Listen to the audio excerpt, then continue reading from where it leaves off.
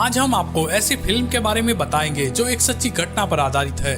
सन 1985 में Soviet union Russia का उस समय का सबसे बड़ा ice breaker ship Mikhail Somov Antarctica में बने रिसर्च सेंटर को जरूरी सामग्री देने के लिए जा रहा था और रास्ते में शिप का 100 मीटर से भी ऊंची बर्फ की चट्टान से सामना होता है।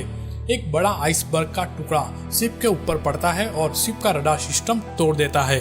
कैसे शिप में 70 लोगों की जिंदगी दांव पे लग जाती है, तो आइए जानते हैं इस सच्ची घटना पर बनी फिल्म को। फिल्म की शुरुआत में देखते हैं कि रशिया का एक बहुत बड़ा आइस ब्रेकर शिप ऑस्ट्रेलिया की ओर आगे बढ़ रहा था और इस शिप का कैप्टन है पेट्रोव, जो एक सच्चा आदमी है। इनके लिए शिप के एक एक आदमी की जिंदगी उसकी जान से भी ज्यादा कीमती है। शिप बर्फ के समुद्र में लहराते हुए आगे बढ़ रहा था। तभी कैप्टन देखते हैं कि उनका शिप 100 मीटर से भी ऊंचे एक बहुत बड़े आइसबर्ग से थोड़ी ही दूरी पर है। पेट्रोव शिप को दाईं ओर मोड़ने का ऑर्डर देता है और आइसबर्ग के साइड से निकलने का फैसला करता है, पर उनका शिप ठीक आइसबर्ग के नीचे से निकलता है और शिप का निचला हिस्सा आइसबर्ग से जोरदार टकराता है और बड़े बड़े आइसबर्ग के टुकड़े शिप के ऊपर गिरने शुरू हो जाते हैं। बर्फ के भारी बहाव में शिप के डेक पर मौजूद एक आदमी अपने कुत्ते के सहित पानी में गिर जाता है। कैप्टन दोनों को डूबता देखकर मेंबर को उसे बचाने के लिए पानी में सीढ़ी डालने को बोलता है।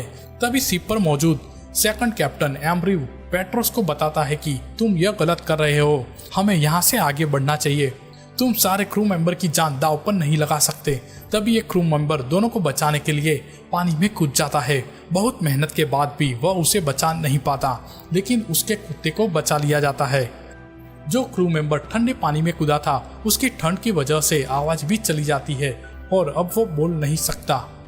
और इस तरफ बर्फ के गोले भी तेजी से शिप पर गिरना चालू था। ऐसे में शिप का मेन सिस्टम रडार का एंटीना भी टूट जाता है, इसलिए अब वो बर्फ की परत की सटीक जानकारी नहीं ले सकते। शिप को आइसबर्ग से टक्कर के कारण आगे बढ़ने के लिए जगह तो मिल जाती है, लेकिन अभी भी आइसबर्ग का एक बड़ा टुकड़ा शिप के पानी के बहाव के साथ उनके ही साथ आगे बढ़ रहा था। शिप का सेकंड कैप्टन एम्ब्रिव, उनको लगता है कि ये सब कैप्टन के गलत फैसले की वजह से हुआ है, जो शिप के नुकसान, रडार का टूट जाना और एक क्रू मेंबर की जान जाना। यह सारी रिपोर्ट बनाकर मॉस्को के मंत्रालय को भेज देता है। यह बात काफी क्रू मेंबर को अच्छी नहीं लगती, क्योंकि सब जानते हैं कि पेट्रोव एक अच्छा कप्तान है, वह गलती से भी ऐसा नहीं कर सकता। पर कैप्टन पेट्रोव को तात्कालिक रूप से कैप्टन पद से हटा दिया जाता है और जब तक दूसरा कैप्टन आकर शिप का चार्ज न ले, तब तक एम्ब्री को कैप्टन बनाने का ऑर्डर मिलता है। मॉस्को के मंत्रालय की ओर से कैप्टन सेवेंस्को को शिप का चार्ज लेने के लिए भेज देते हैं। कैप्टन जिस चॉपर से शिप पर आ रहे थे, उसका इंजन तेज हवाओं से बहुत गर्म हो चुका था, इसलिए जैसे ही चॉपर शिप पर लैंड करता है तो उसमें आग लग जाती है। पेट्रोव और उनकी टीम जल्दी से आग को बुझा देते हैं और पायलट और कप्तान को बचा लेती है। फिर भी सेवेंस्को पेट्रोव का शुक्रिया करने की बजाय उनको यह कहता है कि मॉस्को की कोर्ट आपका इंतजार कर रही है। शिप में जो नया कप्तान है वो बहुत ही स्ट्रिक्ट है। वह सीधा ही शिप के कंट्रोल रूम में जाता है। वहां जाकर देखता है तो शिप में एक क्रू मेंबर अपने क्यूबिक के साथ अपनी ड्यूटी कर रहा था। तब उसे डांटकर उसका क्यूबिक समुद्र में फेंक देता है। अब शिप पूरा बर्फ से घिर चुका है, शिप आगे पीछे नहीं किया जा सकता। अब सभी क्रू मेंबर बुरी तरह फंस चुके हैं। इस तरह मॉस्को में देखते हैं कि पेट्रोव की वाइफ, जो कि एक जर्नलिस्ट है, वह मंत्रालय के चक्कर लगा रही है और मंत्रालय की तरफ से जल्द मदद पहुंचे इसके लिए जोर डाल रही है। यहाँ शिप में सभी क्रू मेंबर एक मीटिंग करते हैं और इस संकट से कैसे बचा जाए उसके सुझाव मांगे जाते हैं। तभी एक क्रू मेंबर सुझाव देता है कि क्यों ना कुछ बैरल ईंधन को बर्फ में ब्लास्ट किया जाए, ताकि बर्फ के परत पिघलने से उनकी शिप को आगे बढ़ने का रास्ता मिले। यह सारी मीटिंग पुराने कैप्टन पेट्रोव की निगरानी में हो रही थी। तभी सेवेंस्को आकर पेट्रोव की मीटिंग को बर्खास्त कर देता है, जैसे कि वह पेट्रोव को बहुत ही नफरत करता हो। फिर सेवेंस्को ईंधन के ब्लास्ट का आइडिया नकार देता है, जो आइडिया पेट्रोव को भी पसंद नहीं था। कैप्टन कहता है कि कुछ दिन बाद हमें इस ईंधन की ज्यादा जरूरत रहेगी। बाद में कैप्टन शिप के केबिन में चला जाता है और माइक से आपातकालीन की घोषणा कर देता है, जैसे कि रोशनी में कटौती, बिना जरूरी बिजली में कटौती और सभी को नियमों की सख्ती से पालन करने के लिए बोला जाता है। और देखते ही देखते बहुत दिन ऐसी ही आपातकालीन स्थिति में बीत जाते हैं। पर इधर पेट्रोव शांत नहीं था, उसके मन में कुछ न कुछ प्लान चल रहा था। और एक दिन पेट्रोव एक फ्लेयर गन के साथ आइसबर्ग के बारे में जानकारी जुटाने के लिए शिप से नीचे उतरने का फैसला करता है। तभी चॉपर का पायलट उसे देख लेता है, पर वह किसी को कुछ नहीं बताएगा ऐसा कहता है और वह शिप से नीचे उतरता है। पेट्रोव जानकारी जुटाने के लिए थोड़ी दूर जाता है तो उसे सेवेंज को द्वारा फेंका गया क्यूबिक मिलता है। वह उसे उठाता है, तभी अचानक बर्फ के फिसलन से वह एक गड्ढे में गिर जाता है। फिर फ्लेयर गन चलाकर मदद मांगता है, जो चॉपर का पायलट देख लेता है। तभी उसको बचाने के लिए शिप के क्रू मेंबर आ जाते हैं और उसको बचा के शिप के डॉक्टर के पास ले जाते हैं। वहाँ कैप्टन उसे मिलने पहुँचता है और उसकी यह गुस्ताखी के लिए उसे खूब डांटता है, पर पेट्रो भी वहाँ से खाली हाथ नहीं लौटा था। उसके पास अब काफी जानकारी थी। वह कैप्टन को बताता है कि अभी भी एक बहुत बड़ा आइसबर्ग उसके पीछे तेजी से आ रहा है। जल्दी से हमें मदद नहीं मिली तो हम सब यहाँ फ्रीज हो जाएंगे। पर कैप्टन उसका यकीन नहीं करता। तभी पेट्रो उनके द्वारा फेंका गया क्यूबिक उन्हें दिखाता है, जिसे फेंकने के बाद वह बहुत ही दूरी पर होना चाहिए था, पर वह उसे नजदीक में ही मिल जाता है। तभी कैप्टन को पेट्रो की काबिलियत का अंदाजा हो जाता है और आने वाले खतरे का भी अंदाजा लग जाता है, लेकिन वह वहाँ से चला जाता है। इस तरफ क्रू मेंबर बहुत डरे हुए थे। खुद को हौसला देने के लिए वह गिटार के साथ गाना गा रहे थे। तभी कैप्टन वहां आकर सबको डांट लगाता है और सबको शिप के डेक पर बुलाता है और गिटार तोड़ देता है और उन सबको सजा के रूप में शिप का डेक साफ करने के लिए कहता है। कैप्टन का यह रवैया किसी को पसंद नहीं आता। पेट्रो कहता है कि तुम्हें इतनी सख्ती दिखाने की जरूरत नहीं है, क्योंकि मुझे पता है कि रक्षा मंत्रालय को हमारी कोई चिंता नहीं है। मदद आने में और भी देरी हो सकती है। हम सबको एक होकर रहना चाहिए ताकि इस मुश्किल का जल्दी से समाधान हो सके। इधर समुद्र में शिप के आसपास बर्फ की परत दिन प्रतिदिन बढ़ रही थी और बढ़ते बढ़ते 1 से 1.5 मीटर ऊंची हो गई थी। पेट्रो कहता है कि हमें जल्द से जल्द ऑस्ट्रेलिया से मदद मांगनी चाहिए, क्योंकि वह हमारे सबसे करीब है, पर कैप्टन उसकी बात नहीं सुनता।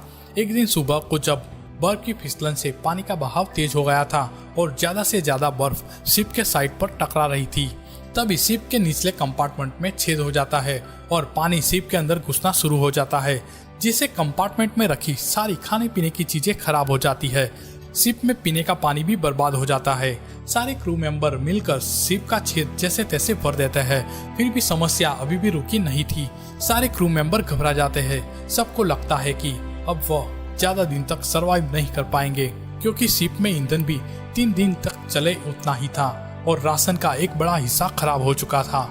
यह सब देखकर शिप का सेकंड कैप्टन एम्ब्रिव सारे क्रू मेंबर को कैप्टन सेवेंजको के खिलाफ भड़का देता है और बर्फ में ईंधन को ब्लास्ट करके रास्ता बनाने के लिए सबको एक कर लेता है। सारे लोग एम्ब्रिव की बातों में आ जाते हैं और कैप्टन की कैबिन में घुस जाते हैं और सब मिलके कैप्टन को कैबिन में बंद कर लेते हैं और उनके प्लान को पूरा करने के लिए शिप से नीचे उतरते हैं।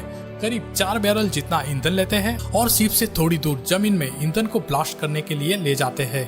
पेट्रो ऐसा नहीं करने के लिए उनको काफी समझाता है, पर उसकी कोई बात नहीं सुनता। पेट्रो सब जानता था कि यह सब एम्ब्रिन का किया धरा है।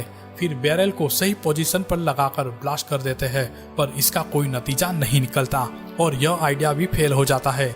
एम्ब्रिन सदमे में आ जाता है और वह मन ही मन बहुत पछता रहा था। उसी रात को सुसाइड करने के लिए अपनी यूनिफॉर्म पहनकर शिप के डेक पर खड़ा हो जाता है, पर पेट्रो उसे देख लेता है और उसे ऐसा नहीं करने के लिए कहता है और कहता है कि हम जल्द ही इस मुसीबत से निजात पा लेंगे, हम सबको तुम्हारी जरूरत है। और इस तरफ सारे क्रू मेंबर भी उनकी नादानी की वजह से शर्मिंदा थे। दूसरे ही दिन सुबह सारे क्रू मेंबर कैप्टन की ऑफिस में जाकर उसे माफी मांगते हैं। कैप्टन सबको माफ कर देता है। इस तरफ पेट्रो की वाइफ मदद लेकर एक दूसरे आइस ब्रेकर शिप के साथ समुद्र में उनकी ओर आगे बढ़ रही थी। तभी बाहर से एक क्रू मेंबर दौड़कर कैप्टन की कैबिन की ओर आता है और कहता है कि एक बहुत बड़ा आइसबर्ग तेजी से उनकी ओर बढ़ रहा है और वह पहले से भी और विशाल रूप ले चुका है। सभी देखते हैं कि बर्फ के बीच एक मोटी दरार पड़ रही है। सभी क्रू मेंबर और भी डर जाते हैं। सबको मौत नजदीक दिखाई दे रही थी, क्योंकि यह दरार बिल्कुल आइसबर्ग के बाजू में से आगे बढ़ रही थी। तभी पेट्रो कहता है कि इस दरार के बीच में से हम निकल सकते हैं। सारे क्रू मेंबर कहते हैं कि यह तो मौत में मुंह में जाने के जैसा है। पेट्रो कहता है कि हम यह सब कर सकते हैं। तब कैप्टन पेट्रो के इस आइडिया के साथ काम करने का फैसला करता है, क्योंकि कैप्टन पेट्रो की काबिलियत पहले ही नाप चुके थे। पेट्रो कहता है कि बर्फ की चट्टान के पीछे रास्ता बताने के लिए मैं चॉपर के ऊपर से जाऊंगा। पर कैप्टन कहता है कि यह काम मुझे करने दो, तुम्हारी इस शिप को जरूरत है, तुम इस शिप को अच्छे से जानते हो। और शिप का कमांड पेट्रो को सौंपकर कैप्टन सेवेंज को चॉपर से आइसबर्ग के ऊपर उड़ान भरता है। फिर पूरे जोश के साथ सारे क्रू मेंबर अपने अपने काम पर लग जाते हैं। पेट्रो शिप का सारा जिम्मा अपने सर उठा लेता है और एम्ब्रिन को भी एक काम पर लगा देता है और एक क्रू मेंबर को आइसबर्ग की दूरी की जानकारी बताने के लिए शिप के डेक पर भेज देता है। पर वहाँ बहुत ही खतरा था, फिर भी वह क्रू मेंबर वहाँ जाता है क्योंकि शिप का रडार बंद हो चुका था। इधर ऊपर चॉपर में से कैप्टन शिप को रास्ता बता रहा था और 10 मीटर से भी कम दूरी से 100 मीटर से भी ऊंचे आइसबर्ग के नीचे से काफी मुश्किल से शिप निकलता है और सब क्रू मेंबर खुश हो जाते हैं। पर कैप्टन का चॉपर अभी भी तेज हवाओं के दबाव से आइसबर्ग के आसपास घूम रहा था। आइसबर्ग चॉपर को अपनी ओर खींच रहा था। तभी कैप्टन का चॉपर आइसबर्ग के पास क्रैश लैंड कर जाता है। पेट्रो देखता है कि कैप्टन का चॉपर दूर आइसबर्ग में क्रैश कर गया है, तो पेट्रो शिप को रिवर्स लेने का ऑर्डर देता है। इस तरफ कैप्टन और पायलट भी पानी में डूब रहे थे।